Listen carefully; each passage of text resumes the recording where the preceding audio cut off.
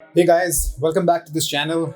So today we're going to talk about something very speculative. So there's a lot of speculation about crypto. बहुत सारे misconceptions हैं about if it's even going to stay, if it's safe, is it a scam? So today let's look at the first principles to understand what the fundamentals are and why crypto is here to stay. So number one, builders, enthusiasts and hobbyists.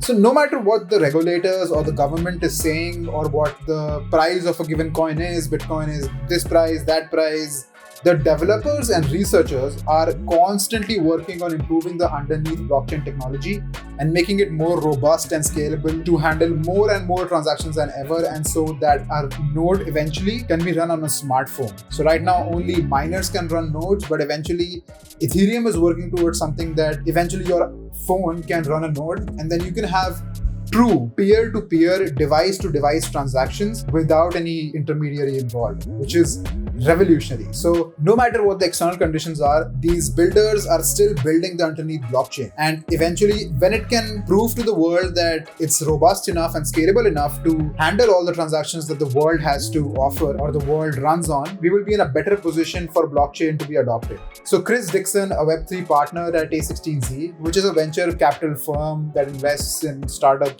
in the US and even all over the world. So he's a partner there, and he, over years of investing in companies, very clearly put it that what the smartest people do on the weekend is what everyone else will do during the week in 10 years. So right now people are not understanding this because everyone is so focused on the external market conditions ki price kya hai Bitcoin ka, Bitcoin niche chala gaya, recession aa raha hai, ye wo. But all this is just external factors. The true internal value of blockchain is created through the builders and the researchers who are researching and building the blockchain. So we will eventually see it getting better and better, and just chances of it staying in the world and being adopted will be much higher eventually.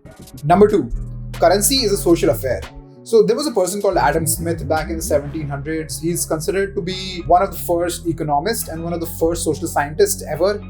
He brought on ideas like free market and trade will lead to the prosperity of the world. He brought ideas like production and distribution should be privately owned and not by the government.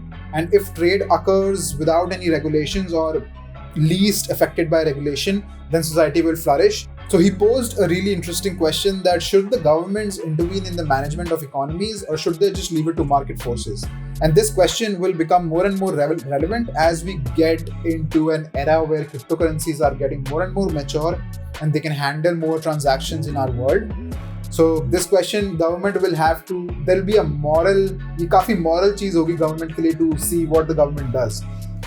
All over the world, countries ने अलग-अलग stand लिया हुआ है, like China banned cryptocurrency exchanges and everything. India is not recognizing crypto anymore, so they're not really building infrastructure. And the startup companies that are evolving, that are starting in India, are moving abroad to Dubai and Singapore because they have better laws to protect crypto companies. So all over the world, government is taking different approaches, but eventually this question will get more and more relevant because essentially transferring money from one person to another is just addition and subtraction in a database somewhere.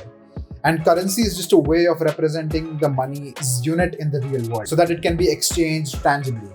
So what blockchain offers is, instead of the country's local government managing the monetary system, the monetary system is now being managed through a network of computers, which is the blockchain. So currency is just an adopted concept for humans. As long as the fundamentals of the currency are there, like durability, portability, divisibility, uniformity, limited supply, acceptability, people can always choose to use crypto even if it's excluded from the global financial system by all governments. So there's literally no way to ban the technology underneath crypto.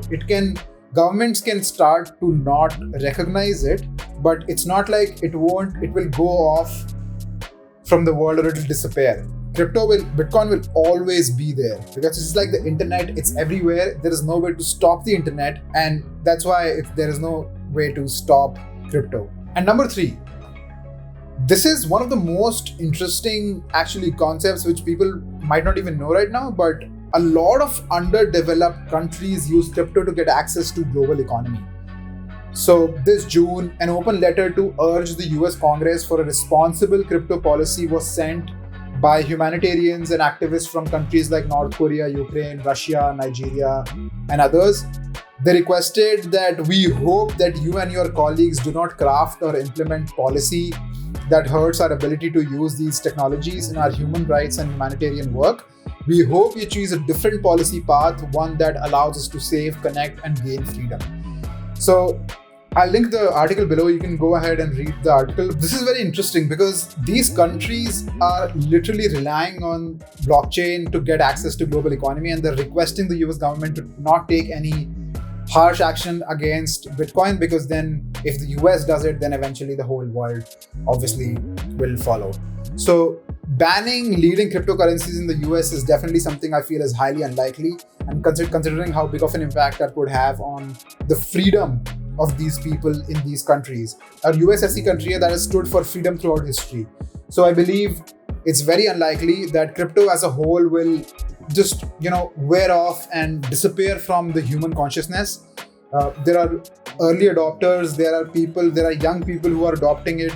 And as it's hard to say and it's sad to say, but eventually, as the old generation dies and the new people come into office, they will know, because they are users of blockchain and crypto themselves, they will know what the importance is, and eventually crypto will take over, I believe, the monetary system of the global world, and our people will be able to transact in crypto anywhere in the world. So I guess that's all I had for the video. This was a short video. I wanted to go into more detail in future videos about each of these concepts individually, but just to give like a very brief idea of why crypto is still here to stay and why is it really difficult to get rid of crypto. I just wanted to make this video.